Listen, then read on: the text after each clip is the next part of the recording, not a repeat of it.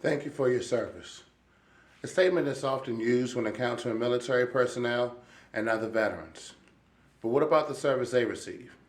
Hi, my name is Gerald Brooks.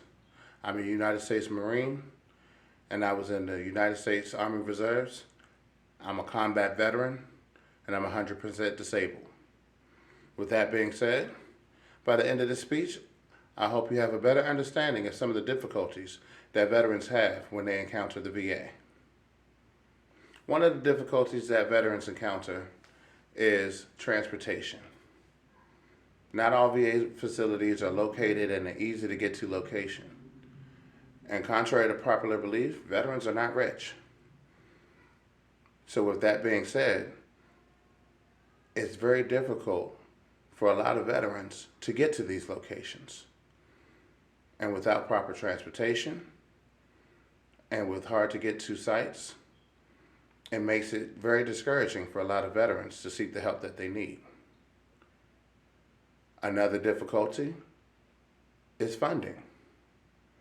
The VA is in need of funding.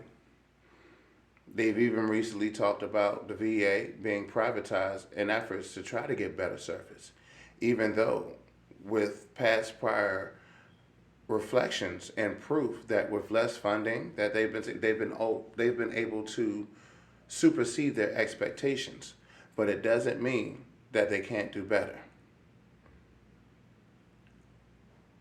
Another aspect is the stigma that comes with going to the VA. Even when you research dealing with the VA, whether it's filing a claim, seeking help, it is very difficult to navigate.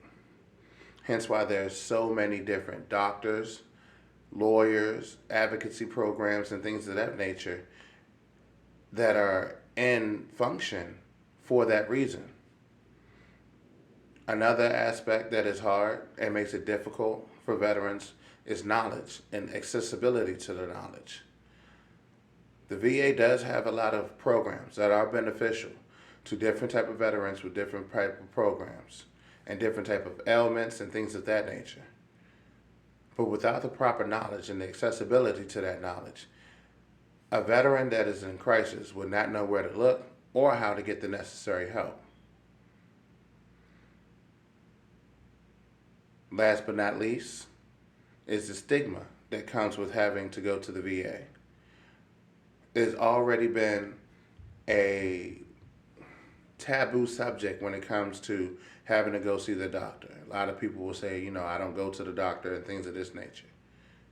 But when you insert the VA into the equation, a lot of people naturally think that it's because you have something wrong mentally. And mental health is a real thing.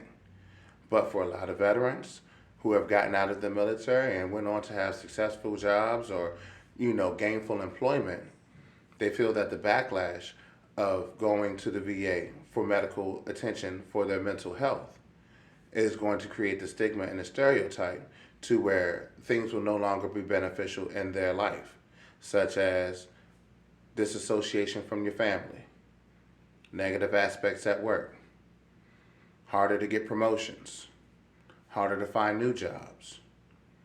And all of these things are understandable. Another difficulty that veterans have, like I said earlier, is just on filing the proper forms or finding out how to get your paperwork pushed through with so many veterans in America who are constantly filing for claims, trying to get the help that they need, trying to get the services that they deserve.